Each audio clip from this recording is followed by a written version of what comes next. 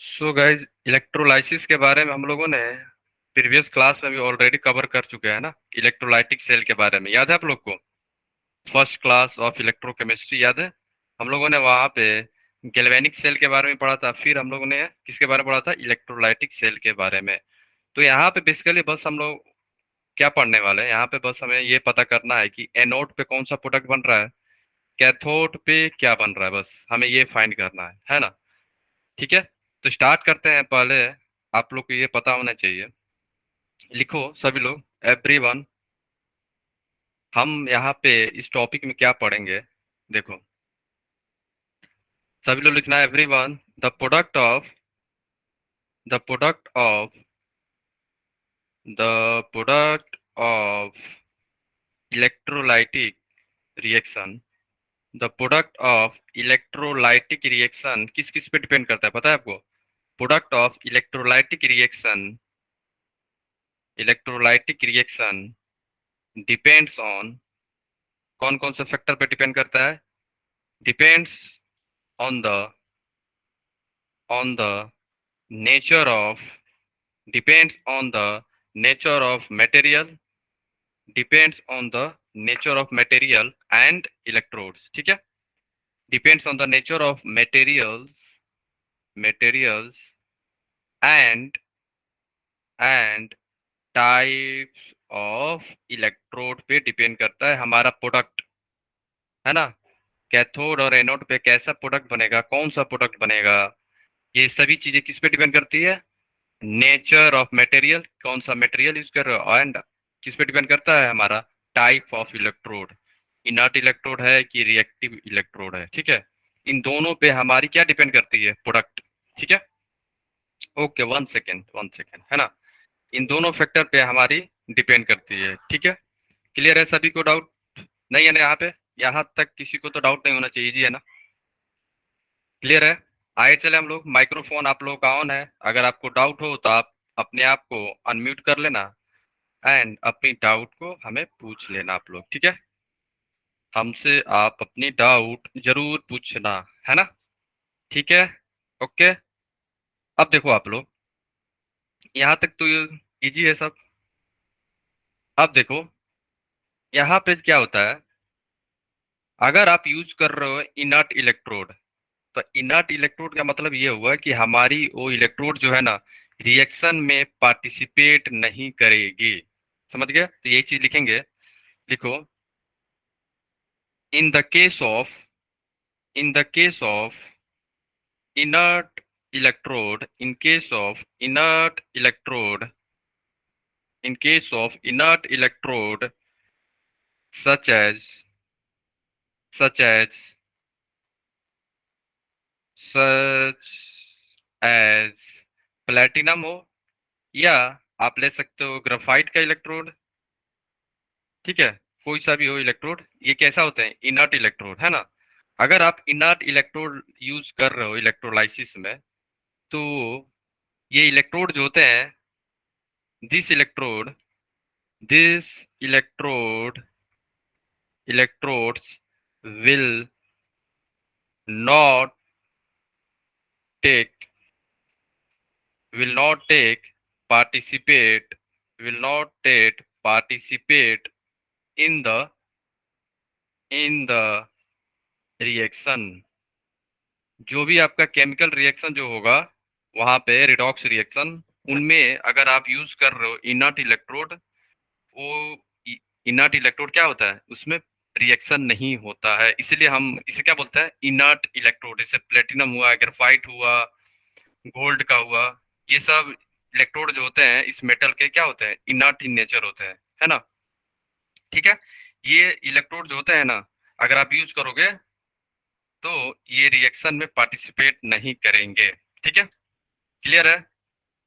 अगर सपोज करो आपने ले लिया reactive electrode, in case of, अगर आपने रिएक्टिव इलेक्ट्रोड ले लिया, तो रिएक्टिव इलेक्ट्रोड जो है हमारे रिएक्शन में पार्टिसिपेट करेंगे, है ना। क्लियर है? अगर आपने ले लिया कॉपर इलेक्ट्रोड, तो कॉपर तो पार्टिसिपेट करेगा, है ना। कॉपर क्या है? कॉपर तो रिएक्टिव है। तो कॉपर पार्टिसिपेट करेगा रिएक्शन में अगर आपने यूज कर लिया क्या, कॉपर इलेक्ट्रोड। ठीक है, तो लिखो in case of reactive electrode in case of reactive electrode reactive electrode in case of reactive electrode the electrode the electrode the electrodes will take part in in the reaction में क्या होता है, participate करेगा हमारी reactive electrode, जैसे copper हुआ, silver हुआ, है ना। इस मेटल का अगर आप यूज करोगे ना तो ये कैसा होता है, हमारा रिएक्टिव इलेक्ट्रोड बोलते हैं इसे। क्यों बोलते हैं, क्योंकि ये रिएक्शन में पार्टिसिपेट करेगा। जो भी आप इलेक्ट्रोलाइटिक सोल्यूशन लोगे ना इसके साथ वो रिएक्ट कर जाएगा। तो इससे चलते क्या होता है, हमारा जो प्रोडक्ट बनेगा ना, कैथोड पे बने या एनोड पे बने, दोनों ही प्रोडक्ट क्या होते हैं, डिफरेंट हो जाते हैं। अगर आपने एक बार यूज किया क्या, इनर्ट इलेक्ट्रोड, और दूसरे बार आपने क्या यूज कर लिया, रिएक्टिव, तो दोनों में प्रोडक्ट का डिफरेंस आ जाएगा कैथोड पे और एनोड पे। समझ गए, क्लियर है सभी को, है ना। अब देखो आप लोग, सर एक बार ऊपर वाला समझा दो, इनर्ट इलेक्ट्रोड वाला। देखो इनर्ट इलेक्ट्रोड ऐसा इलेक्ट्रोड है जो इलेक्ट्रोलाइटिक सोल्यूशन के साथ रिएक्शन नहीं करेगा। जैसे हम लोग याद है फर्स्ट क्लास में मैंने एक इलेक्ट्रोलाइटिक सोल्यूशन सेल बनाया था ना आपके पास, प्लेटिनम का, याद है, मैं अभी बना रहा हूँ, ठीक है। तो ये यस जो सर। इलेक्ट्रोड जो होता है ना, वहां पे हम लोगों ने क्या यूज किया था, मोल्टेन NaCl।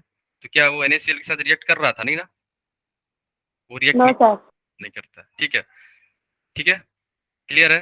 तो यस सर। बट अगर आपने रिएक्टिव यूज किया, जैसे कॉपर इलेक्ट्रोड जो हम लोग अभी देखेंगे, ये जो अगर आप यूज करोगे रिएक्टिव वाली, ये पार्टिसिपेट करेगा कैथोड पे क्या हो, एनोड पे क्या हो। समझ गए, कैथोड पे पता है ना, जिसका SRP ज्यादा हो कैथोड पे जाता है, जिसका SRP कम हो एनोड पे जाता है। याद है सबको, ये चीजें मैंने फर्स्ट क्लास या सेकंड क्लास में ही बता दिया था। याद है सबको एवरीवन, फिर से मैं बता दूंगा, है ना। Yes sir. याद है ना, ओके। अब आप लोग देखो यहाँ पे एक एग्जांपल से समझा रहा हूँ, यहाँ पे सभी लोग ध्यान से सुनना। यहाँ पे जैसे हम लोगों ने फर्स्ट क्लास में लिया था ना, इलेक्ट्रोलाइटिक सेल था ना हमारा, NaCl और प्लेटिनम का। तो यहाँ पे फिर से देखो आप लोग, आपको बताना है क्या, product of product of electrolysis product of electrolysis of molten NaCl। Molten NaCl का इलेक्ट्रोलाइसिस कर रहा हूँ, तो आप लोग बताओ कैथोड पे और एनोड पे क्या बनेगा, याद है। अगर आपको याद हो तो मैंने वहां पे आपको बताया भी था, याद है। तो मैंने ले लिया एक बीकर, और यहाँ पे दो दो इलेक्ट्रोड है हमारा, कैसे हैं, इनर्ट है, प्लेटिनम के, ठीक है। ये दोनों ही प्लेटिनम का इलेक्ट्रोड है हमारे पास, है ना। और दोनों को मैंने ज्वाइन कर दिया किससे, बैटरी से। और हमारा इलेक्ट्रोलाइटिक सोल्यूशन किसका है, NaCl का है। NaCl क्या है हमारा, मोल्टेन। मोल्टेन मीन्स यहाँ पे वाटर नहीं है, याद रखना आप लोग, केवल एंड केवल NaCl है, वो भी लिक्विड फॉर्म में। समझ गया, मोल्टेन मोल्टेन NaCl, ठीक है। यहाँ पे पॉजिटिव टर्मिनल और यहाँ पे नेगेटिव, इसलिए ये इलेक्ट्रोड कैसा हो गया, पॉजिटिव हो गया, और ये कैसा हो गया हमारा, नेगेटिव हो गया। और Na सोल्यूशन में क्या, इलेक्ट्रोलाइटिक सोल्यूशन में हमारे पास क्या है, Na प्लस है, एंड हमारे पास क्या है, Cl माइनस है, ठीक है। अब आप लोग ये बताओ, Na प्लस कौन से इलेक्ट्रोड पे जाएगा, पॉजिटिव वाले या नेगेटिव वाले में, बताओ। सर नेगेटिव वाले में। Na प्लस यहाँ पे जाएगा, और Cl माइनस पॉजिटिव वाले में अट्रैक्ट होगा, माइग्रेट करेगा, है ना। Na प्लस माइग्रेट करेगा किधर, कैथोड पे, कैथोड ले लो, ये हमारा होता था एनोड, है ना। Na प्लस माइग्रेट करेगा कैथोड की तरफ, Cl माइनस माइग्रेट करेगा एनोड की तरफ, ठीक है। अब आप लोग ये बताओ, एनोड पे रिएक्शन कैसा होता था, याद है आपको, बोलो। एनोड पे रिएक्शन कैसी होती थी, याद है, एट एनोड। सर ऑक्सीडेशन होगा। ऑक्सीडेशन। यस, ग्रेट, ये याद रखना, it is very very very very important. इससे सवाल पूछे जाते हैं, इसलिए मैं आपको ये बता रहा हूँ। एट एनोड पे क्या होगा, ऑक्सीडेशन होगा, किसका होगा, किसका होगा, Cl का होगा। Cl माइनस का यहाँ पे क्या हो रहा है, ऑक्सीडेशन हो रहा है। तो यहाँ पे बन गया Cl2 प्लस एक इलेक्ट्रॉन यहाँ से रिलीज हो गया। अब आप लोग सोच रहे होंगे सर यहाँ पे Cl2 जो है हाफ क्यों लिखा है? क्यों? क्योंकि हम लोगों ने यहाँ पे Cl को बैलेंस किया है, ठीक है, इसलिए मैंने हाफ से मल्टीप्लाई किया Cl2 से, ठीक है। क्लियर है सबको? अब आप लोग याद रखना Cl2 यहाँ पे गैस के फॉर्म होता है और ये हमारा क्या है, एक्वस है। तो आप लोग बताओ एनोड पे क्या हो रहा है? एनोड पे क्या हो रहा है? रिडक्शन। हाँ, रिडक्शन हो रहा है। और क्या हो रहा है? एनोड पे हमारा कौन सा प्रोडक्ट बन रहा है? हमें प्रोडक्ट बनाना है। देखो, हम लोग को बताना ही है प्रोडक्ट। प्रोडक्ट क्या बन रहा है? प्रोडक्ट क्या होगा एनोड पे? एट एनोड लिखो यहाँ पे। Cl2 गैस हो रहा है ना, लिखो at anode, at anode, at anode Cl2 gas released. क्या हो रहा है यहाँ पे? यहाँ पे Cl2 गैस क्या हो रहा है, रिलीज हो रहा है। याद रखना, इससे सवाल आपसे पूछे जा सकते हैं एग्जाम में। एनोड पे क्या बनेगा, कैथोड पे क्या बनेगा, है ना। अब कैथोड पे चलो आप लोग। एट कैथोड, कैथोड पे क्या होता है बोलो सभी लोग। At, reduction. Yes, cathode reduction. पे, कैथोड पे हमारी होती है रिडक्शन। ये चीजें इंपॉर्टेंट है। देखो इलेक्ट्रोलाइसिस में दो टाइप के क्वेश्चन आ सकते हैं। एक तो मैं अभी बता रहा हूँ आपको कौन सा प्रोडक्ट बनेगा कैथोड पे, कौन सी बनेगी एनोड पे, ये हो गया एक टाइप का क्वेश्चन। सेकंड टाइप का क्वेश्चन आता है फ्राडे लॉ से, जो हम लोग अभी पढ़ आज कंप्लीट करने वाले हैं। एक तो ये पूछेगा कि आप बताओ ये कि आप कर रहे हो इलेक्ट्रोलाइसिस ऑफ मोल्टेन NaCl, तो आपको क्वेश्चन पूछ सकता है कि एनोड पे कौन सी गैस रिलीज होती है। तो आपको याद रखना होगा क्या, कौन सी गैस, Cl2 गैस। और पूछ सकता है कैथोड पे क्या बनता है। तो कैथोड पे देखो आप लोग क्या बन रहा है यहाँ पे, है ना। इस टाइप के क्वेश्चन पूछे जाते हैं बहुत बार, याद रखना आप लोग, है ना। कैथोड पे रिडक्शन होता है, तो Na प्लस जो है हमारा एक इलेक्ट्रॉन गेन करके क्या बन जाएगा, Na सॉलिड, है ना। ठीक है, और ये क्या है हमारा एक्वास है। तो एट कैथोड क्या हो रहा है, कैथोड पे क्या हो रहा है, लिखो यहाँ पे एट कैथोड, एट कैथोड हमारा क्या हो रहा था यहाँ पे, कैथोड पे क्या हो रहा था, जो सोडियम मेटल है Na मेटल, Na मेटल का क्या हो रहा था, डिपोजिशन हो रहा है ना। Na मेटल का क्या हो रहा है, Na metal is deposited, deposited, ठीक है, याद रखना। यहाँ पे सोडियम मेटल का क्या हो रहा था, डिकप डिपोजिशन हो रहा है, ठीक है। डिपोजिशन। Yes, deposition. क्लियर है, ये याद रखना। पूछ सकते हैं कि एनोड पे क्या हो रहा है, आपको याद रखना होगा क्या, Cl2 गैस रिलीज हो रहा है। कैथोड पे क्या हो रहा है, कैथोड पे हमारे क्या होता है, सोडियम मेटल का क्या हो रहा है, डिपोजिशन, ठीक है। अब आप लोग सोच रहे होगे सर ये तो एक एक आयन हो गए, इसमें कोई प्रॉब्लम नहीं होगा, बट ऐसा भी तो हो सकता है कि जहाँ पे दो कटायन हो, दो एनायन हो, या तीन कटायन हो, तीन एनायन हो। उस केस में आप लोग कैसे फाइंड करोगे कौन, किसका ऑक्सीडेशन होगा, किसका रिडक्शन होगा।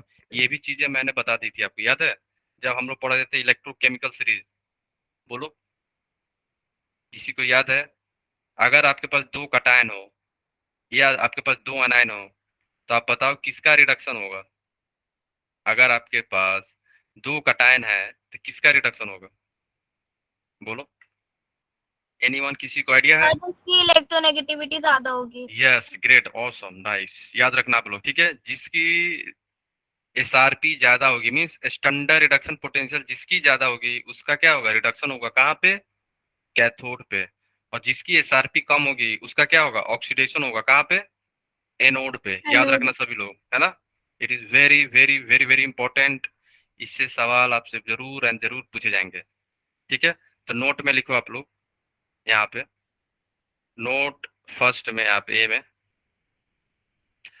Four, four cation, four cation,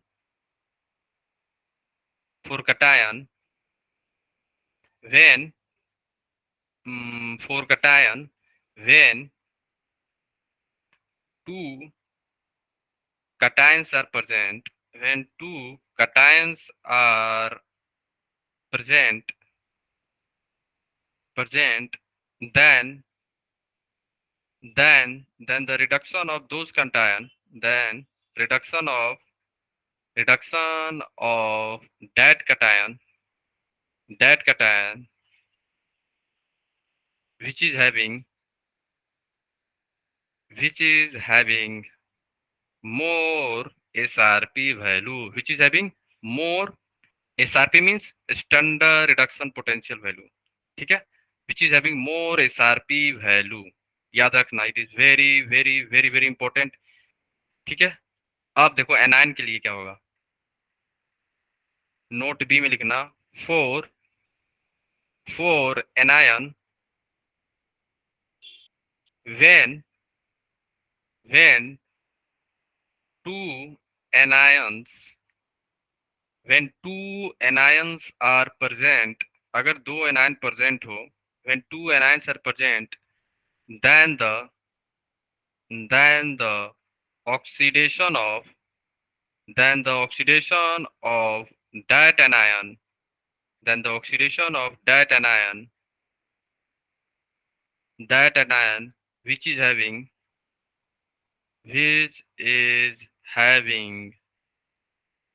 lower SRP value. SRP क्या है? Standard reduction potential value. जिसका SRP कम हो उसका क्या होगा, हमारा ऑक्सीडेशन होगा। कहाँ पे? एनोड पे। ठीक है, क्लियर है? किसी को कहीं पे कुछ भी डाउट है बोलो। और एक चीज आप लोग एक ऑर्डर याद रखना एनायन के लिए, एक ऑर्डर बस आप लोग याद रखना, यहाँ पे मैं बता रहा हूँ। देखो ऑर्डर किस पे है? Order on the basis of migration, on the basis of migration, on the basis of migration means कौन सा एनायन मीन्स जो हमारा एनोड होगा वहां पे कैसे कौन सा जाएगा, उसका ऑर्डर मैं यहाँ पे लिख रहा हूँ। ठीक है, याद रखना इसको।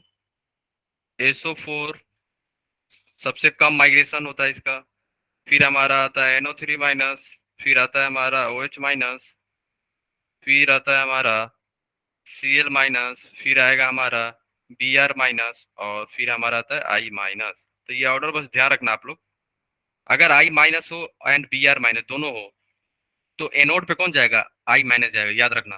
कौन जाएगा? I minus. ठीक है, अगर I हो एंड Cl हो तो किसका माइग्रेशन होगा? अगर आपके पास I हो एंड Cl हो, किसका माइग्रेशन होगा? आई माइनस। यस, आई का। I माइनस का माइग्रेशन होगा, याद रखना आप लोग। I माइनस का माइग्रेशन होगा। ठीक है, अब आप लोग ये बताओ, अगर आपके पास NO3 माइनस हो एंड SO4 2 माइनस हो तो किसका माइग्रेशन होगा? NO3 यस, याद रखना। ठीक है, अगर दोनों हो तो इसका माइग्रेशन होगा, इसी का क्या होगा वहां पे, इसी का हमारा ऑक्सीडेशन होगा एनोड पे। ठीक है, क्लियर है? ओके, किसी को कोई डाउट तो नहीं है ना? बोलो। बेसिकली क्वेश्चन जो है यहीं तक बनेंगे आपका, I minus Br minus Cl minus OH minus, है ना, वाटर का। ठीक है, ओके, किसी को डाउट तो नहीं है ना यहाँ तक? बोलो, एनीवन। आगे चले हम लोग। Yes sir. यस, ठीक है। अब कुछ इंपॉर्टेंट इलेक्ट्रोलाइसिस होता है बहुत सारा कंपाउंड का, जैसे इसका है। देखो आप लोग यहाँ पे क्या कर रहा है, आपको प्रिडिक्ट करना है क्या कि हमारा जो इलेक्ट्रोलाइसिस में कौन सा प्रोडक्ट कैथोड पे बन रहा है, कौन सा बन रहा है एनोड पे, ये आपको बतानी है यहाँ पे। देखो, है ना, प्रोडक्ट प्रिडिक्ट करना है आपको। आपके पास क्या है? ZnSO4 एंड AgNO3 है। तो आप लोग ये बताओ, सभी लोग, एक्वास भी है, याद रखना, एक्वास भी है। एक्वास मीन्स क्या हो गया? वाटर भी है, H plus plus OH minus भी होगा, है ना। याद है OH माइनस को आप ये भी लिख सकते हो, वाटर लिख लो यहाँ पे अगर आपको डाउट हो रहा है तो। एक्वास में क्या लिख सकते हो? वाटर, वाटर लिख लो। आपको याद है मैंने बताया था वाटर का ऑक्सीडेशन वैल्यू भी और वाटर का रिडक्शन वैल्यू भी, याद है आपको सीरीज में? वहां से चेक करके बताना पड़ेगा हम लोग, है ना। यहाँ पे क्या हो जाएगा? Ag प्लस और NO3 माइनस और Zn2 प्लस और SO4 2 माइनस। अब बताओ, आप लोग बताओ, कैथोड पे क्या कौन सा जाएगा? वाटर में क्या क्या होता है? H plus and OH minus होगा। तो आप लोग ये बताओ, कैथोड पे कौन से आयन जाएंगे? कैटायन जाएंगे, याद है ना आपको? बोलो, कैथोड पे कौन से आयन जाएंगे? कैटायन जाएंगे ना। या तो Zn2 प्लस जा सकता है ना, या तो Zn2 प्लस जा सकता है वहां पे, या तो Ag प्लस जा सकता है या तो फिर H प्लस जाएगा। ये 3 आयन है, तीनों में से कोई एक जाएगा, तीनों नहीं जाएंगे, याद रखना। 3 में से कोई एक जाएगा, तीनों नहीं जाएगा यहाँ पे। ठीक है।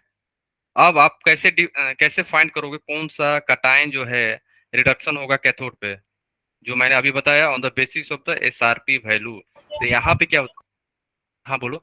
यहाँ पे जो हमारा सिल्वर होता है ना, सिल्वर का SRP वैल्यू ज्यादा होता है, इसलिए सिल्वर का क्या हो रहा है, रिडक्शन हो रहा है कैथोड पे। ठीक है, क्लियर है। इसलिए देखो सिल्वर का क्या हो रहा है, हमारा रिडक्शन हो रहा है। कहाँ पे, कैथोड पे। क्यों, क्योंकि सिल्वर का SRP वैल्यू ज्यादा होती है if you compare with zinc से और H प्लस से। इन दोनों से Ag का रिडक्शन पोटेंशियल ज्यादा होता है, इसलिए Ag का रिडक्शन हो रहा है कैथोड पे, ये याद रखना आप लोग। ठीक है। अब आप लोग एनोड पे आओ। एनोड पे ऑक्सीडेशन किसका हो सकता है, जो पॉजिटिव होगा NO3 का हो सकता है, और किसका हो सकता है SO4 2 माइनस का, या आपका OH माइनस का। इन तीनों में से किसी का हो सकता है ना, बोलो। या तो SO4 2 माइनस का हो जाए, या NO3 माइनस का हो जाए, या OH माइनस का हो जाए। इन तीनों में से किसी का भी हो सकता है, बोलो हाँ या ना। ठीक है, क्लियर है। तो इसका ऑर्डर मैंने बताया था ना आपको, अभी जस्ट बताया ऑर्डर। तो इनमें से किसका माइग्रेशन टेंडेंसी ज्यादा है, OH माइनस का माइग्रेशन टेंडेंसी ज्यादा होता है। हाँ। अगर आप कंपेयर करो इससे, NO3 माइनस और SO4 2 माइनस से आप अगर आप कंपेयर करोगे, तो OH माइनस की टेंडेंसी क्या होती है, ज्यादा होती है ना। और यहाँ पे लास्ट में F माइनस भी लिख लो आप लोग। ठीक है, लास्ट में F माइनस। ठीक है, ओके, क्लियर है। तो यहाँ पे हमारा ऑक्सीडेशन किसका होगा, OH का होगा।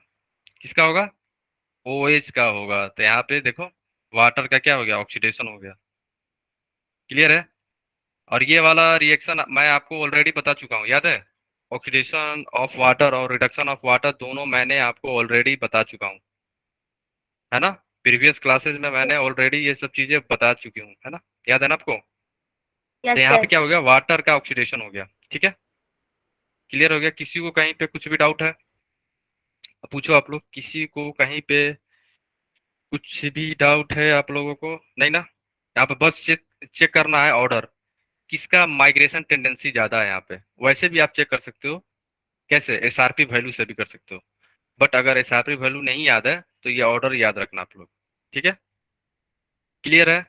कुछ कुछ इंपॉर्टेंट चीजें हैं जो NCERT में प्रेजेंट है, वो वाली कम से कम इलेक्ट्रोलाइसिस का प्रोडक्ट क्या है वो याद रखना आप लोग। ठीक है, क्लियर, ओके, आगे चले हम लोग। क्लियर है ना ये, ओके। अब देखो आप लोग, अब सेकेंड इलेक्ट्रोलाइसिस किसका हो रहा है, एक्वा CuSO4 विथ, सर एक बार प्रीवियस स्लाइड दिखाना। एक मिनट।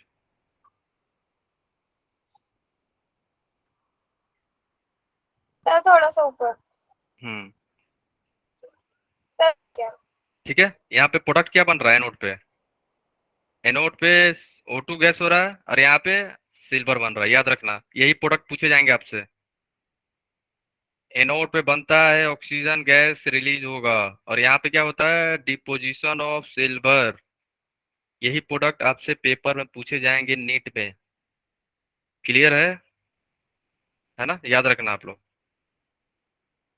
ठीक है।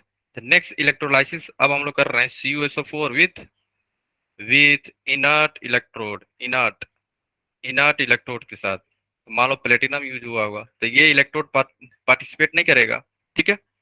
अब यहाँ पे देखो, एक्वास है तो वाटर भी होगा, याद है ना। एक्वास का मतलब हो गया वाटर भी है, और हमारा CuSO4 मीन्स का Copper 2+ एंड SO4 माइनस है, 2 माइनस। ठीक है, क्लियर है।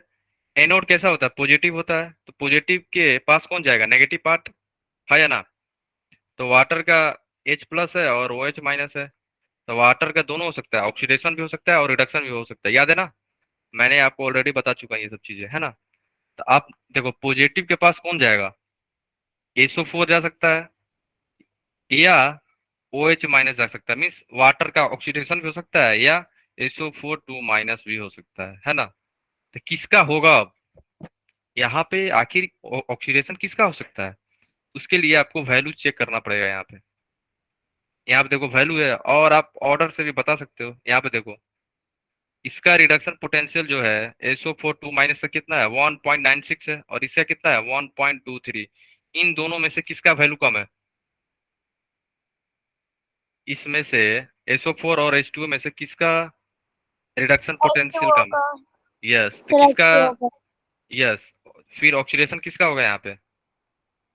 ऑक्सीडेशन हमारा वाटर का होगा, याद रखना। क्यों? एनोड पे ऑक्सीडेशन किसका होगा? जिसकी SRP वैल्यू कम हो। यहाँ पे वाटर का ऑक्सीडेशन हो गया, तो आपसे पूछेगा कि एनोड पे क्या बन रहा है, तो आप बताओगे ऑक्सीजन गैस रिलीज हो रहा है एनोड पे। एनोड पे ये आपसे पूछेंगे प्रोडक्ट। ठीक है।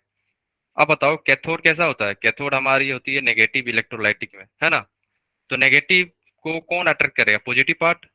तो हमारे पास पॉजिटिव क्या है? कॉपर 2+ है, देखो यहाँ पे कॉपर 2+ है ना।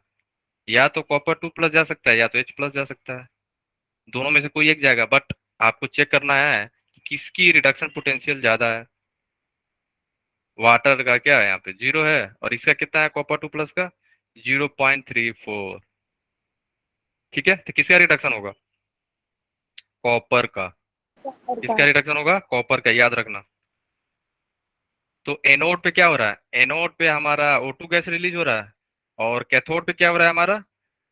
कैथोड पे क्या हो रहा है? डिपोजिशन ऑफ कॉपर मेटल जो है हमारा, कॉपर मेटल का डिपोजिशन हो रहा है। यही प्रोडक्ट आपसे पूछे जाएंगे, ये वाले। It is very very important, है ना? एटलीस्ट जो एनसीईआरटी में है उसे आप लोग याद रखना, प्रोडक्ट डायरेक्ट पूछे जा सकते हैं, है ना? ठीक है। आगे चले हम लोग, किसी को कहीं डाउट तो नहीं है ना यहाँ तक? है ना? इजी था ये तो। क्लियर है। अब नेक्स्ट देखते हैं इलेक्ट्रोलाइसिस ऑफ CuSO4। देखो यहाँ पे जो मैंने बोल रहा था ना, एक बार आप लोगे इनर्ट इलेक्ट्रोड, और एक बार लोगे आप कौन सा? Reactive electrode. देखो कॉपर इलेक्ट्रोड आप यूज कर रहे हो। अगर आप कॉपर इलेक्ट्रोड यूज कर रहे हो तो कॉपर का रिडक्शन भी हो सकता है, कॉपर का ऑक्सीडेशन भी हो सकता है, दोनों हो सकता है। ठीक है, याद रखना। तो यहाँ पे कॉपर 2+ में प्रेजेंट होगा, और हमारा SO4 2- प्रेजेंट है। एनोड कैसा होता है हमारा? पॉजिटिव होता है। तो पॉजिटिव किसको अट्रैक्ट करेगा? नेगेटिव पार्ट को, है ना? एक्वास है तो वाटर भी है। एक्वास है तो वाटर भी यहाँ पे प्रेजेंट होगा। यहाँ पे वाटर भी है, तो वाटर का ऑक्सीडेशन भी हो सकता है, रिडक्शन भी हो सकता है ना? अब आप लोग ये बताओ, ये तीनों का रिडक्शन पोटेंशियल वैल्यू दिया हुआ है, देखो। SO4 2- का भी दिया हुआ है, कितना? 1.96 दिया हुआ है। वाटर का भी दिया हुआ है, देखो 1.23। और कॉपर का भी दिया हुआ है, कितना है? -0.834, -0.34। अब आप लोग ये बताओ, तीनों वैल्यू में किसकी वैल्यू कम है? इन तीनों में से किसकी वैल्यू कम है? कॉपर कॉपर की। की। कॉपर की। यस, तो कॉपर का क्या हो जाएगा हमारा? यहाँ पे हो गया कॉपर का ऑक्सीडेशन, याद रखना। It is very very important. मैंने बोला था ना, अगर आप इलेक्ट्रोड को चेंज कर दोगे इनर्ट्स की जगह पे, क्या यूज कर दिया आपने? रिएक्टिव, तो देखो प्रोडक्ट चेंज हो गया ना, अब हमारा ये प्रोडक्ट मिलेगा। क्लियर है? बोलो, किसी को कहीं कोई डाउट तो नहीं है ना यहाँ तक? बोलो फिर से। कैथोड कैसा होता है हमारा? कैथोड हमारा नेगेटिव होगा। तो कैथोड पे कौन सा आयन आएंगे? पॉजिटिव पार्ट वाले, मीन्स कॉपर 2+ आएगा, है ना? या H+ आएगा, मीन्स वाटर का भी रिडक्शन हो सकता है यहाँ पे। और जो ये कॉपर है, ये वाले, ये भी कॉपर आएगा, याद रखना। जैसे यहाँ पे तो दोनों सेम हो गया, कोई दिक्कत नहीं हो रहा है, लेकिन ये भी कॉपर आएगा, ये वाले, याद रहा। तो दोनों सेम ही है, तो दिक्कत की बात नहीं है। कॉपर कॉपर है तो कोई एक कॉपर से कंपेयर करो आप। तो यहाँ पे कॉपर का रिडक्शन कितना दिया हुआ है? 0.34। बोलो हाँ या ना? और वाटर का यहाँ पे H+ का क्या है? 0 है। तो रिडक्शन किसका होगा? कॉपर का। रिडक्शन किसका हो गया यहाँ पे? कॉपर का। तो यहाँ पे देखो रिडक्शन भी कॉपर का हो रहा है, ऑक्सीडेशन भी कॉपर का ही हो रहा है। In the case of aqueous CuSO4 with the help of copper electrode, means reactive electrode में दोनों कॉपर का ही ऑक्सीडेशन एंड रिडक्शन हो रहा है। बट यहाँ पे देखो, यहाँ पे क्या हो रहा था? यहाँ पे क्या है? इनर्ट इलेक्ट्रोड है। तो इनर्ट इलेक्ट्रोड में क्या हो रहा था? ऑक्सीडेशन वाटर का हो रहा था, रिडक्शन कॉपर का हो रहा था। यहाँ पे देखो, इस केस में अगर आपने यूज कर लिया रिएक्टिव इलेक्ट्रोड, मीन्स कॉपर क्या है हमारा? रिएक्टिव इलेक्ट्रोड है। तो रिएक्टिव इलेक्ट्रोड अगर आप यूज करोगे, वो जो इलेक्ट्रोड है ना, ये दोनों इलेक्ट्रोड का ऑक्सीडेशन भी हो सकता है, रिडक्शन भी हो सकता है। तो यहाँ पे रिडक्शन में कॉपर का वैल्यू क्या है, बहुत कम है, इसलिए ये वैल्यू हमारा क्या होगा, कॉपर यहाँ पे ऑक्सीडेशन में जा रहा है और कॉपर रिडक्शन में भी जा रहा है। ठीक है, क्लियर है। अब बताओ किसी को कहीं कुछ डाउट है? तो ये प्रोडक्ट याद रखना आप लोग। यहाँ पे कैथोड पे क्या होता है, डिपोजिशन होता है, और एनोड पे क्या हो रहा है, कंज्यूम हो रहा है कॉपर। ये याद रखना आप लोग, ठीक है। यही प्रोडक्ट इंपॉर्टेंट है आपके लिए, इसी से डायरेक्ट क्वेश्चन आएंगे। आपको पूछेगा कि कैथोड पे क्या हो रहा है, तो आप बोलोगे कॉपर का डिपोजिशन हो रहा है। पूछ देगा कि एनोड पे क्या हो रहा है, आप बताओगे कि एनोड पे क्या हो रहा है, कॉपर का कंज्यूम हो रहा है। वहां पे कॉपर क्या हो रहे हैं हमारे, कंज्यूम हो रहे हैं। ठीक है, क्लियर है। किसी को डाउट तो नहीं है ना यहाँ तक? बोलो एनीवन, किसी को डाउट है? अंजलि, अंजलि आपको डाउट है? चांदनी, चेतना, दीक्षा, हर्ष, हर्षिता, कल्पना, केसरी, खुशबू, कृति, कोमल, कृष्णा, कृति, नाजिया, निवेदिता, पार्थ, पिंकी, प्रीत, प्रिया, प्रियांशी, राधिका, रिया, साक्षी, शिखा, सुमन, सुप्रिया, तनु, यश, जुबिया। आप लोगों को डाउट तो नहीं है ना यहाँ पे? एनीवन, किसी को कुछ भी डाउट नहीं है ना? आगे चले हम लोग। जो जो इम्पोर्टेंट है वो आप लोग याद रखना। तो इम्पोर्टेंट पार्ट जो भी है इलेक्ट्रोलाइसिस, वो मैं करा दे रहा हूँ आपके लिए, है ना। ये प्रोडक्ट याद रखना। अब देखो हम लोग कर रहे हैं electrolysis of aqueous H2SO4। Aqueous है तो मीन्स वाटर भी होगा यहाँ पे, ठीक है। और यहाँ पे भी H+ है, कॉमा SO4 2-। तो एनोड कैसा होता है हमारा, यहाँ पे क्या है, कैथोड है पहले। तो कैथोड कैसा होता है हमारा, नेगेटिव होता है। 1 सेकेंड, कलर चेंज कर, 1 सेकेंड। कैथोड कैसा होता है हमारा, नेगेटिव होता है। तो कैथोड के पास कौन आएगा, H+ आ सकता है, या तो फिर SO4 2- आ सकता है ना। दोनों में से कोई आएगा, समझ रहे हो। या तो H+ आएगा, या आपके पास दोनों ही H+ है, तो कोई दिक्कत है नहीं यहाँ पे। तो यहाँ पे बस डायरेक्ट इसका होगा, कोई दिक्कत नहीं है। केवल केवल केवल क्या है, एक ही H+ है, समझ गए। वाटर में भी H+ है और H2SO4 में भी H+ है। तो यहाँ पे क्या होगा, रिडक्शन हो गया, है ना। ठीक है, क्लियर है, यहाँ पे कोई प्रॉब्लम नहीं है।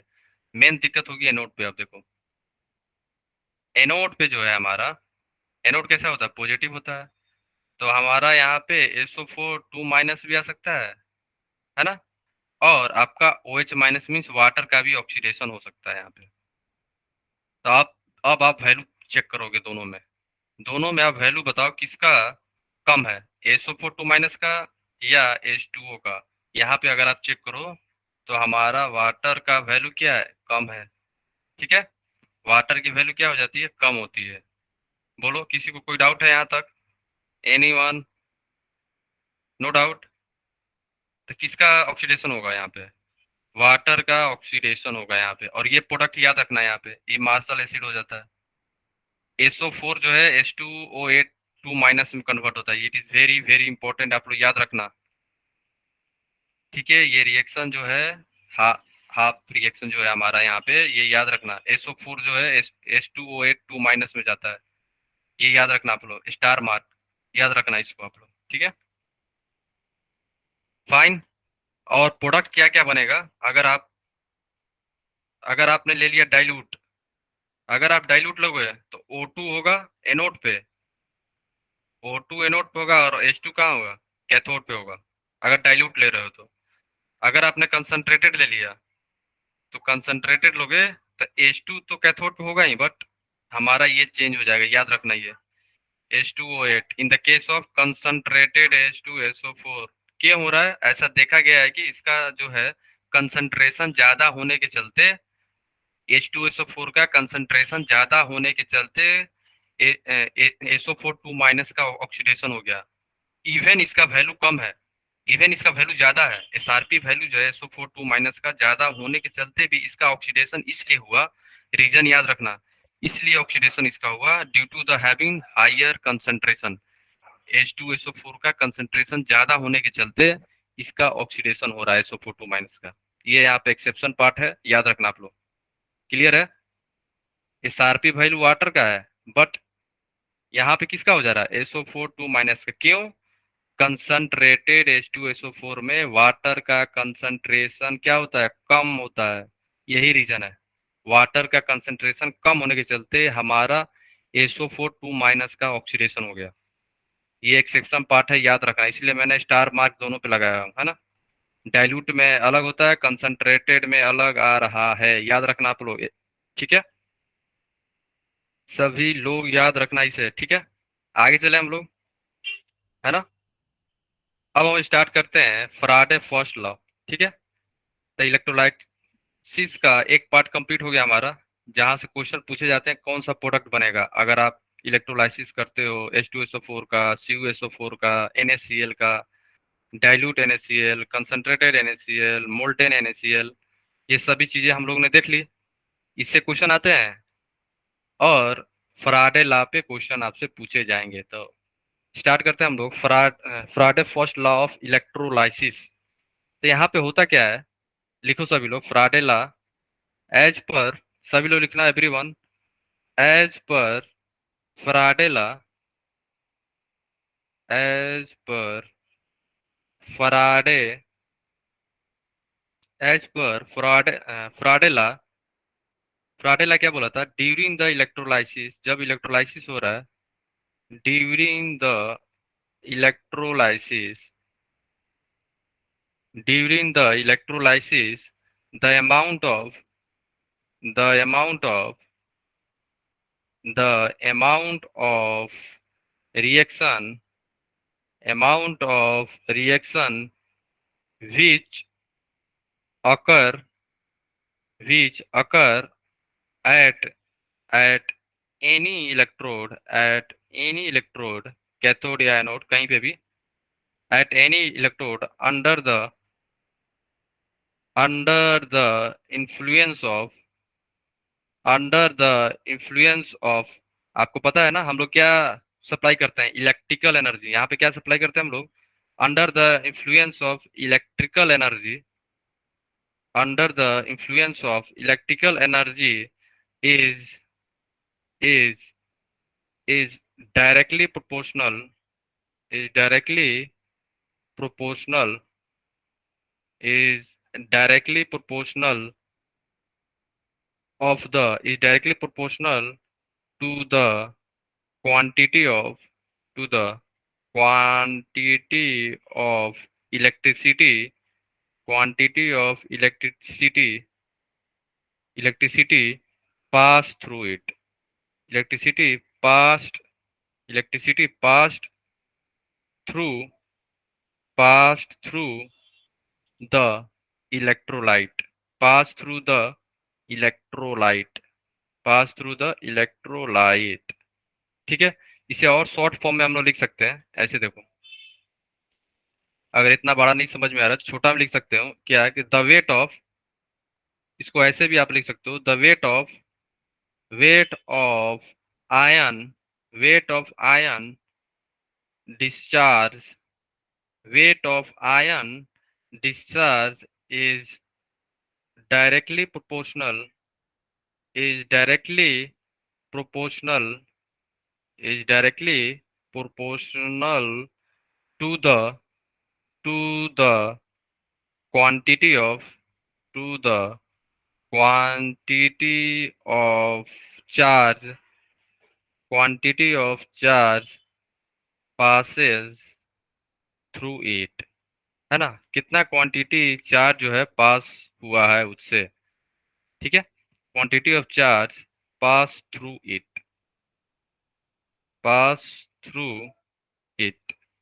ठीक है, तो यहाँ पे क्या हो जाता है, हमारा जो W है, वेट है, वेट मीन्स क्या है, यहाँ पे W ले रहा है, वेट ऑफ आयन, जो आयन का वेट होगा वहां पे, डिस्चार्ज जो हो रहा है वो किसके डायरेक्टली प्रोपोर्शनल होता है, कितना चार्ज पास हो रहा है वहां से। इसका मतलब ये हुआ कि W जो है डायरेक्टली प्रोपोर्शनल किससे होगा, क्यू क्यू क्यू होगा, हाँ या ना बोलो।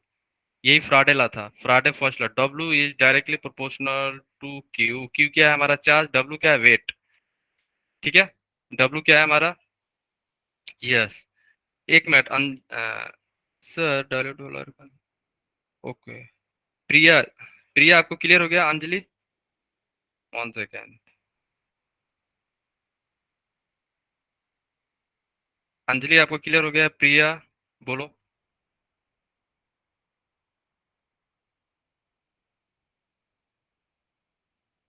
Yes sir. आपको क्लियर हो गया था प्रिया? सर लास्ट स्लाइड में, अच्छा अच्छा, ठीक है, 1 सेकेंड। आप अपने आप को अनम्यूट भी कर रहे थे, अच्छा यहाँ पे डाउट है आपको, है ना प्रिया? है ना? देखो देखो, ये दोनों में प्रोडक्ट डिफरेंस है, याद रखना, ठीक है? फिर से सभी लोग ध्यान से सुनना, ये इंपॉर्टेंट है, डायरेक्ट क्वेश्चन आपसे पूछे जा सकते हैं। अगर आप डाइल्यूट ले रहे हो, यहाँ पे डाइल्यूट है ना, अगर आप डाइल्यूट ले रहे हो इसका मतलब क्या है? H2SO4 का जो कंसंट्रेशन वो कम है, वाटर का ज्यादा है, इसलिए यहाँ पे हमारा जो है वाटर का क्या हो जा रहा है, ऑक्सीडेशन हो जा रहा है, ठीक है? क्यों हो रहा है? डाइल्यूट के केस में वाटर का कंसंट्रेशन ज्यादा है, यहाँ पे वैल्यू प्ले नहीं कर रहा है, यहाँ पे वैल्यू रोल जो है यहाँ पे हम लोग नहीं देखते हैं, यहाँ पे थोड़ा एक्सेप्शन है, एक्सेप्शन को मैं एक्सप्लेन कर रहा हूँ। वैसे तो यहाँ पे आप बता सकते हो डाइल्यूट के केस में तो वैल्यू कम है वाटर का, इसलिए ऑक्सीडेशन हो रहा है, ठीक है? ऐसे आप क्या कर सकते हो, एक्सप्लेन कर सकते हो, बट डाइल्यूट के केस में क्या हो जाता है? डाइल्यूट के केस में वाटर का ऑक्सीडेशन नहीं होता है, याद रखना आप लोग।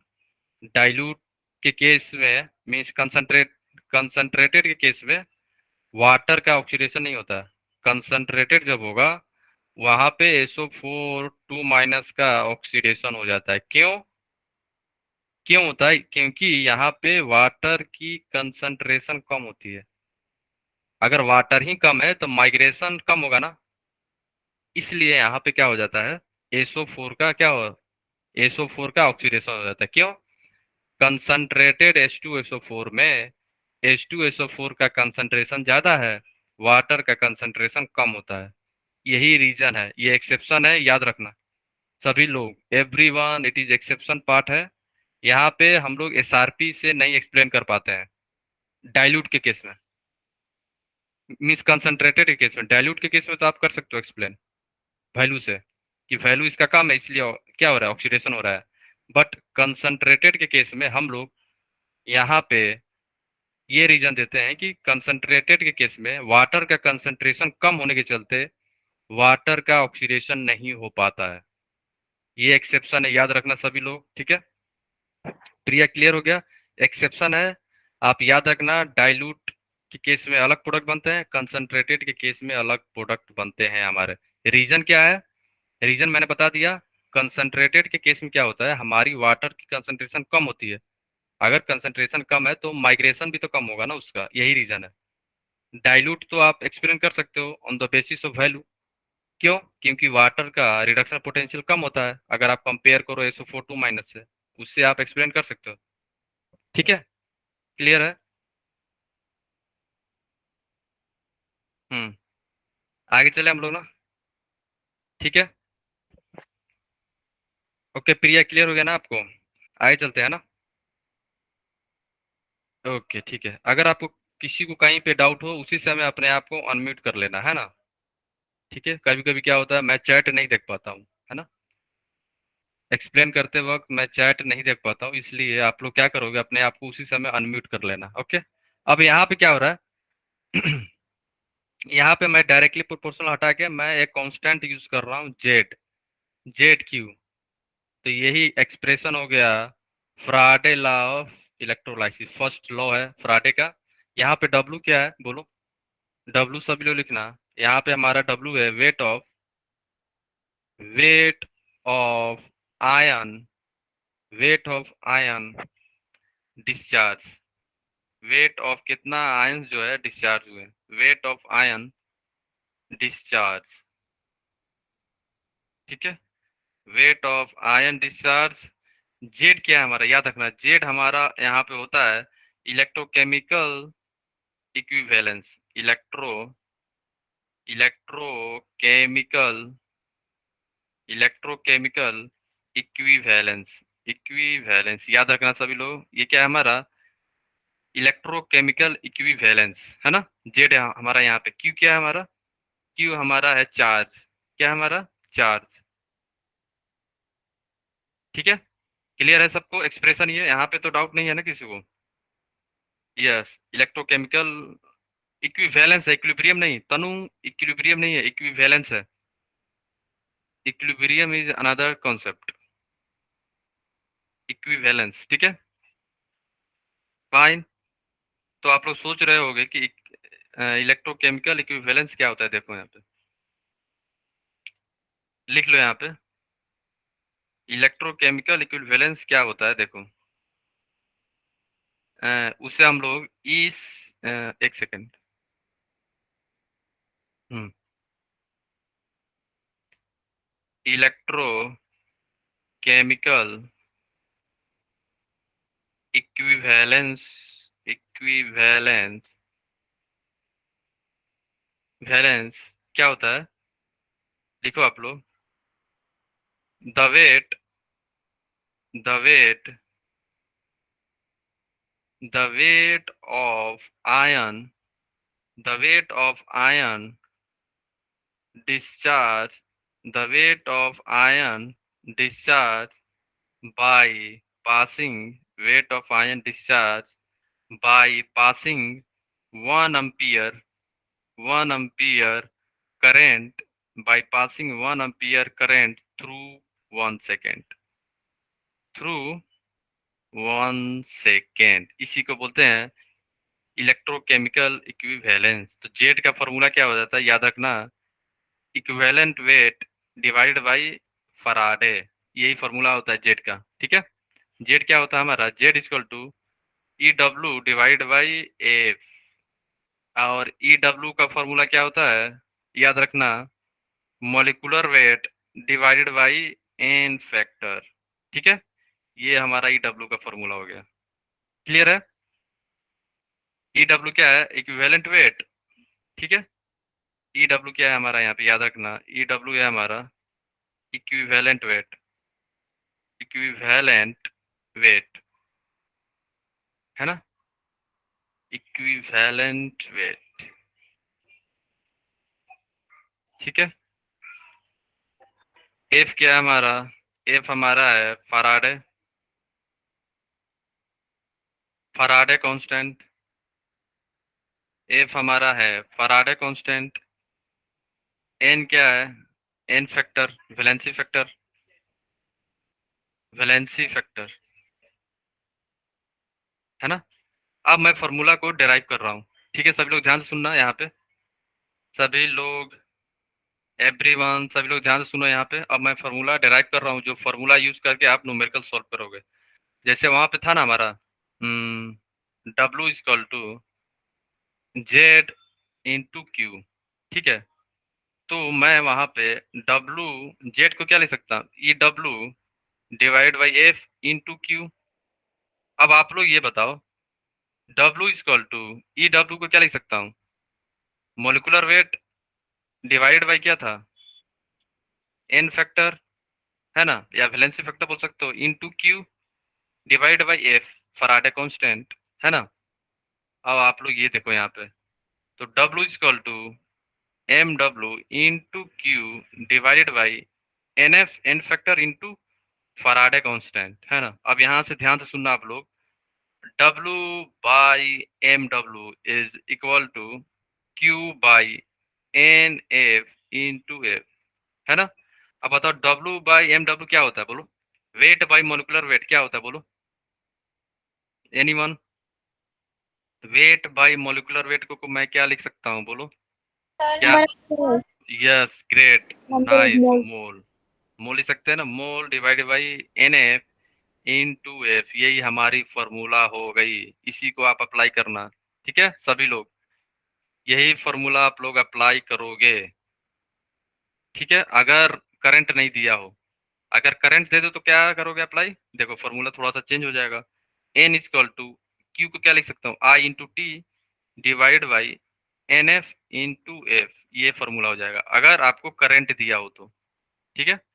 करंट नहीं दिया हो तो ऊपर वाली क्यू को क्या लिख सकता हूँ, आई इंटू टी, उसी से हम लोग करंट, अगर करंट दिया हो और टाइम दिया हो तो ये वाली फॉर्मूला अप्लाई कर लेंगे, है ना, ठीक है।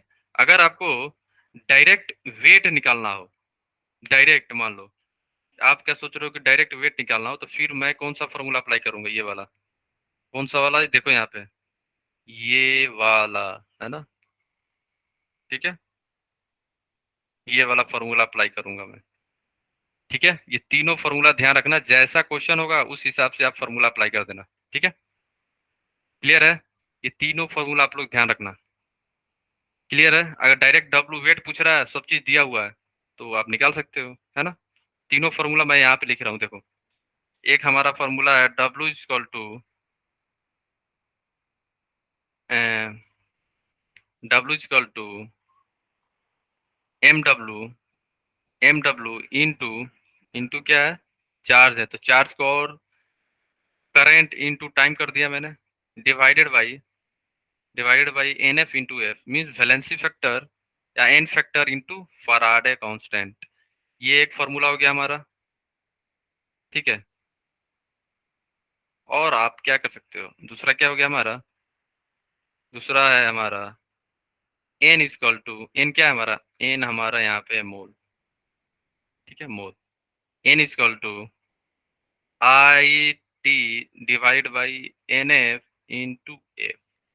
जैसी प्रॉब्लम हुई उस हिसाब से आप क्वेश्चन अप्लाई कर देना, जो इक्वेशन है वो आप अप्लाई कर लेना। ठीक है, क्लियर है? बोलो, किसी को कोई डाउट है यहाँ तक? आई क्या है? करंट है, याद रखना। आई हमारा यहाँ पे क्या है? करंट है। आई करंट हुआ हमारा। टी क्या है हमारा? बोलो। टी हमारा टाइम है। टाइम याद रखना सेकंड में हमेशा। ठीक है, ये एम्पियर में है, तो याद रखना टाइम हमेशा सेकंड में। ओके, टाइम हमेशा सेकंड में यूज करना आप लोग। क्लियर है? किसी को डाउट तो नहीं है ना यहाँ तक? आगे चले हम लोग, है ना? ये दोनों फॉर्मूला आप लोग याद रखना, है ना? और यहाँ पे अगर आप देखो, यहाँ पे क्या क्या है बता दे रहा हूँ। एम डब्ल्यू क्या है? मोलिकुलर वेट, है ना? एम डब्ल्यू है हमारा मोलिकुलर वेट, याद रखना आप लोग, है ना? एम डब्ल्यू मोलिकुलर वेट है। एफ पता है आपको, फ्राडे है। टाइम बता दिया। आई करंट है। एन एम वैलेंसी फैक्टर हो गया, है ना? वेट, वेट कितना डिपॉजिट हो रहा है उसे हम लोग डब्ल्यू बोलते हैं, है ना? डब्ल्यू क्या था जो मैंने ऑलरेडी बता दिया आपको? Weight of ion deposited, weight of ions deposited या discharge, weight of ion discharge. ठीक है, क्लियर है? दोनों फार्मूला जैसा आपको यूज हो उस हिसाब से आप फार्मूला अप्लाई कर लेना, है ना? ठीक है, क्लियर है गाइस? आगे चले हम लोग, बोलो। Yes sir. एंड फराडे की यस वैल्यू सर। याद रखना। फराडे कितनी होती है? 96500 कूलम, है ना? फाइन, ठीक है, आगे चलते हैं। ओके, हाँ सर बोलो। ऊपर वाली स्लाइड दिखा दीजिए। एक सेकेंड, ये वाली, ऊपर वाले, सर इसके ऊपर वाली, के ऊपर वाली, इसके ऊपर वाली। ये वाले। Yes sir. हाँ, यस सर, हो गया। ठीक है, ठीक है, ठीक है। आओ चलते हैं, कुछ नोट लिख लो आप लोग। इंपॉर्टेंट नोट जो है आप लोग ध्यान रखना एवरीवन। नोट में क्या है, इसलिए बता रहा हूँ क्योंकि अगर आपको क्वेश्चन आ जाए ना तो आप डायरेक्ट याद रखना, कंफ्यूज ना होना। कुछ मैं इन फैक्टर बता रहा हूँ इंपॉर्टेंट का, कुछ कुछ इंपॉर्टेंट है मॉलिक्यूल उसका। अब बताओ Cl2 का एन फैक्टर क्या होगा? बताओ सभी लोग, एवरीवन बोलो। Cl2 का एन फैक्टर क्या होगा? H2 का क्या होगा? एंड O2 का, ये इंपॉर्टेंट है। ठीक है, और सबका तो आपको पता है, चार जो होगा वही होता है Cl2, H2 और O2। बताओ। सर टू टू होंगे ना? हाँ, Cl2 के तो टू होंगे, H2 के भी टू होंगे, O2 के बताओ। O2 के कितने हैं? O2 को याद रखना, फोर। कितने होते हैं? फोर। क्लियर है? फोर होता है, याद रखना इसे। इसलिए मैंने इसको नोट में लिखा दिया, क्योंकि यहाँ पे बच्चे बहुत बार गलत करते हैं, O2 को भी टू ले लेते हैं। O2 टू नहीं होगा, क्यों? O2 पे कितने चार्ज होते हैं? टू माइनस कितने, वो है दो, तो कितने हो गए? चार। यहाँ पे H पे कितने होते हैं? Plus one. कितने H है? दो, इसलिए दो। Cl पे कितना होता है? एक। Cl माइनस होता है ना, एक ही होता है ना। कितने Cl हैं? दो, तो यहाँ पे हो गया टू। समझ गए आप लोग? क्लियर है ना? ठीक है ना। ये सब छोटी छोटी बातें जो है आपको हेल्प करती है न्यूमेरिकल सॉल्व करने में। छोटी बातें हैं, बहुत बड़ी काम कर देती हैं आपके, है ना। ठीक है, याद रखना इसी से, है ना। ठीक है गाइस, किसी को डाउट तो नहीं है ना यहाँ पे, बोलो। No sir. तो एक क्वेश्चन कर लेते हैं यहाँ पे, और उसके बाद हम फ्राडे सेकेंड लॉ पे चले जाएंगे। ज़्यादा कुछ नहीं है वहाँ पे, है ना। देखो, सभी लोग क्वेश्चन लिखो। एक ए current of 1 ampere was passed passed through a was passed through a solution। सभी लोग लिखो, pass through a solution for a 30 minute, find the weight of find the weight of zinc zinc deposited find the weight of zinc deposited on cathode। आपको क्या निकालना है? W. आपको क्या निकालना है यहाँ पे? डब्लू निकालना है। तो सभी लोग बताओ कैसे निकालोगे आप लोग, एवरीवन बोलो। डब्लू वाला फॉर्मूला याद है आपको? यहाँ पे क्या दिया हुआ? करंट और टाइम दोनों दिया हुआ है, तो करंट टाइम वाला फॉर्मूला अप्लाई करो आप लोग। ठीक है, तो क्या था याद है? M W into I into T pi divided by N F into F. कितना ईजी है फैराडे बताओ। कांस्टेंट। यस, तो हमको डब्लू फाइंड करना है। एम डब्ल्यू कितना होता है बोलो। जिंक का मोलिकुलर वेट कितना? 65 होता है। करंट कितना है हमारा? 1 इंटू टाइम। टाइम का 30 मिनट यूज करूं मैं? मैं तो टाइम सेकंड। नहीं, यस, शिखा ने सही जवाब दिया। टाइम जो है हमारा 30 मिनट नहीं यूज करेंगे अपन। अपन क्या करेंगे? 30 इंटू क्या कर देंगे? 60। कितनी आ जाएगी हमारी? 80 हंड्रेड सेकेंड। हमेशा टाइम सेकेंड में यूज करना, और करंट अम्पियर में, है ना। तो हमारा टाइम आ गया 1800 second divide by N factor कितना होता है जिंक का, पता है ना? जिंक किसमें होता है? Zn2+, तो 2 होगा। फराडे फराडे का पता है ना? 96500। 96,500। यस, तो हमारा वेट कितना आ जाएगा? वेट बोलो। वेट आपको अप्रोक्स 06 ग्राम आ रहा है सबका। अगर आप कैलकुलेट करोगे इतना वैल्यू आएगा, है ना। ठीक है, बोलो। किसी को कोई डाउट है? बोलो यहाँ पे। एनीवन? No doubt. अब फराडे सेकेंड लॉ जल्दी से 2 मिनट में हम लोग कंप्लीट कर लेंगे। उसके बाद कुछ क्वेश्चन आपको मैं दे दूंगा होमवर्क के लिए, है ना। ठीक है, फराडे सेकेंड लॉ हम लोग कवर कर लेते हैं, ज़्यादा कुछ नहीं है इसमें। ठीक है, जो था फराडे फर्स्ट लॉ ही था। सेकेंड लॉ में तो ज़्यादा क्वेश्चन आते भी नहीं है, फर्स्ट लॉ से आते हैं, है ना। तो फराडे सेकेंड लॉ लिखो आप लोग।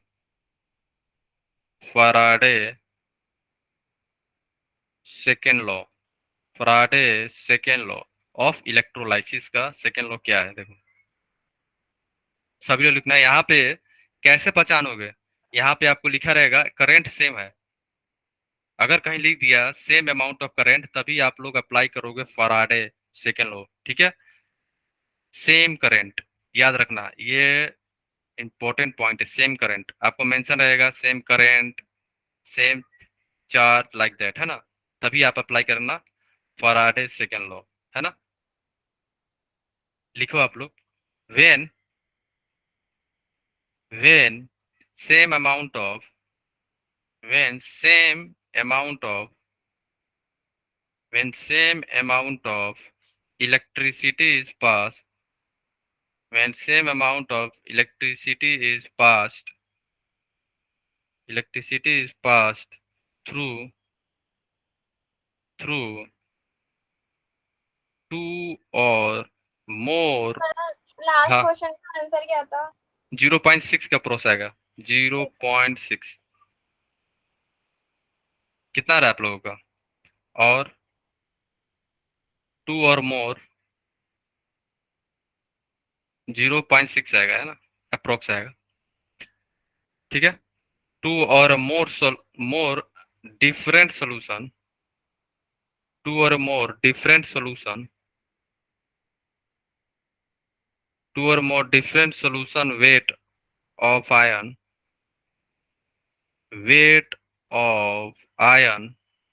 two or more different solution deposited weight of ion deposited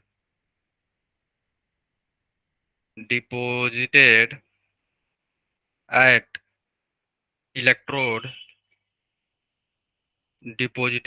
electrode is directly proportional is directly proportional किससे होगा, is directly proportional to the electrochemical equivalent electro electrochemical electrochemical equivalent या equivalent. ठीक है। ये क्या बोल रहा है, जो भी वेट होगा वो किससे डायरेक्टली प्रोपोर्शनल होगा, जेड। जेड क्या था हमारा, इलेक्ट्रोकेमिकल इक्विवेलेंट, ये था ना। वेट जो होगा वहां पे जेड के बराबर था। बस फर्स्ट लॉ में क्या था, डब्ल्यू जो है हमारे क्यू के डायरेक्टली प्रोपोर्शनल थे, है ना। तो यहाँ पे डब्ल्यू क्या है, जेड के डायरेक्टली प्रोपोर्शनल होगा सेकेंड लॉ में, है ना। तो यहाँ पे क्या हो जा रहा है, देखो आपको पता है ना जेड क्या होता है। जेड को क्या मैं ये लिख सकता हूँ, E W divided by F, हाँ या ना, बोलो यस या नो, बोलो लिख सकता हूँ कि नहीं यस मैं। सर। अगर यस सर। अगर आपके पास दो सॉल्यूशन है तो क्या मैं ये लिख सकता हूँ, W1 is directly proportional to E1 divided by F and W2 is directly proportional to EW2 divide by F, है ना। दोनों को मैं क्या कर रहा हूँ, दोनों को रेशियो ले लो आप। तो W1 divided by W2 is equal to EW1 divided by EW2। यही हमारा एक्सप्रेशन आएगा किसका, फराडे सेकेंड लॉ का। तो इसे हम लोग और सिंप्लीफाई कर रहे हैं, देखो यहाँ पे सभी लोग ध्यान से देखना। W1 divided by EW1 is equal to W2 divided by EW2। ये किसका फॉर्मूला बन जाएगा हमारा, ये बन जाएगा हमारा N1 into valency factor N2 mole into valency factor 2। ये आपका फॉर्मूला बन गया दो। ये दोनों फॉर्मूला आप लोग याद रखना, ये वाले N1 N2 क्या है, मोल है, और F1 F2 क्या है, वैलेंसी फैक्टर है, ठीक है, या एन फैक्टर। ये दोनों फॉर्मूला याद रखना आप लोग, ठीक है। क्लियर है सभी को। N1 N2 क्या है, मोल है। N1 एंड N2 आर मोल, ठीक है। क्लियर है, किसी को कहीं पे कुछ भी डाउट है बोलो, है ना। बोलो किसी को डाउट है, एनी वन किसी को कुछ भी। ये फॉर्मूला दोनों फॉर्मूला आप याद रखना, ठीक है। ये भी याद रखते हो, अगर आप याद रखोगे तो इससे यहाँ पे चले जाओगे, है ना, आराम से। N1 क्या है, मोल है, और NF क्या है, वैलेंसी फैक्टर है, याद रखना, ठीक है। क्लियर है सभी को, डाउट तो नहीं है ना यहाँ पे, किसी को डाउट तो नहीं है ना, बोलो। अब इस पे एक क्वेश्चन कर लेते हैं हम लोग, इस पे हम लोग एक प्रॉब्लम सॉल्व कर लेते हैं। देखो, if same amount of electricity if same amount of electricity if same amount of electricity is passed if same amount of electricity is passed through CuCl and CuSO4 pass through to solution. एक solution क्या है, CuCl है, और दूसरा क्या है, CuSO4 है, ठीक है। हमें क्या फाइंड करना है, the ratio of the ratio of weight of the ratio of weight of Cu deposited Cu deposited from CuSO4 and CuCl दो सोल्यूशन है आपके पास और आपसे पूछ रहा है कि कॉपर का डिपोजिशन का रेशियो बताओ आप।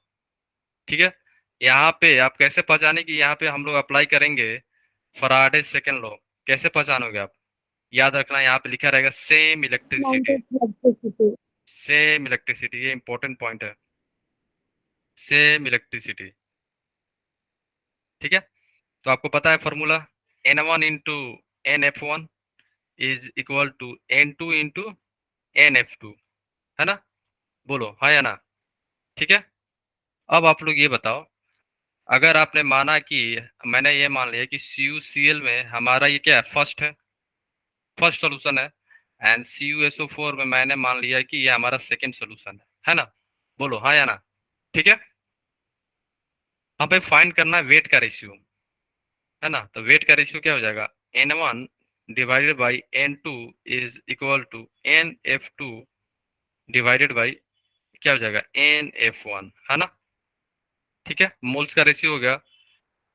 अब आप लोग ये बताओ, यहाँ पे NF2 कितना है, NF2 valency factor of solution 2 means copper 2 का, यहाँ पे 2 में, यहाँ पे कॉपर का वैलेंसी क्या है, और यहाँ पे बताओ, सेकेंड में कॉपर की वैलेंसी क्या है, बोलो सभी लोग। कॉपर की वैलेंसी क्या है, 2। यस, सेकेंड में 2 है, ग्रेट। सेकेंड में 2 आ रहा है, फर्स्ट में बताओ। अंजलि ने सही जवाब दिया, फर्स्ट में। चेतना का भी सही है, नाजिया का भी सही है, समीर का भी सही है ना? फर्स्ट में बताओ, क्या फर्स्ट में भी 1 ही है? पार्थ ने सही जवाब दिया, 1 होगा, 1। 1 समीर सही है, ठीक है, 1 होगा, है ना? क्या होगा, 1, क्यों? क्लोरीन पे माइनस है, इसलिए यहाँ पे कॉपर पे +1 होगा। ठीक है, तो 1 हो गया यहाँ पे, है ना? ठीक है, तो हमारा यहाँ पे देखो क्या हो जाएगा, N1 upon N2 is equal to N factor 2। 2 क्या था, 2 था ना, है ना? वैलेंसी फैक्टर ऑफ 2 कितना था हमारे पास, 2। 2 था ना? NF2 2 हो गया, एंड NF1 कितना है हमारा, 1, है ना? अब हमें क्या निकालना है, रेशियो ऑफ वेट। तो वेट क्या हो जाएगा, मान लो कि वेट है हमारा W1 इसका, और मोलिकुलर वेट ऑफ Cu, ठीक है, डिवाइड बाई क्या हो जाएगा, इसका मोलिकुलर वेट मान लो W2, और molecular weight of Cu is equal to 2/1। यहाँ पे ये दोनों कैंसिल आउट हो जाएंगे, तो W1/W2 इज इक्वल टू 2/1। यही हमारा आंसर हो जाएगा। ठीक है, क्लियर है सभी को? बोलो, किसी को डाउट है?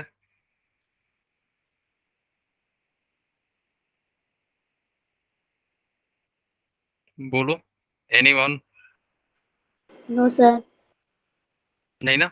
ठीक है, याद रखना, W1/W2 यही पूछ रहा था, वेट, वेट का रेशियो 2/1 आ जाएगा, है ना? Okay okay, no doubt no doubt, किसी को कुछ भी डाउट हो तो पूछ लो आप लोग, है ना? No doubt. ओके, तो मैं आप लोग को होमवर्क मैं सेंड कर दूंगा इसके साथ, ठीक है, ग्रुप में। ठीक है, इस चैप्टर, इस टॉपिक का भी होमवर्क मैं सेंड कर दूंगा, प्रैक्टिस क्वेश्चन, ठीक है, और ये नोट्स भी, ओके, और बाकी नोट्स भी मैं सेंड कर दूंगा आज या कल में, है ना? ओके, क्लियर गाइस, किसी को डाउट तो नहीं है ना अब तक, बोलो, anyone? No doubt, thank you. Okay okay guys, so let's meet in the next session, till then bye bye, take care, and keep learning and keep smiling. Bye bye all of you. Thank you sir.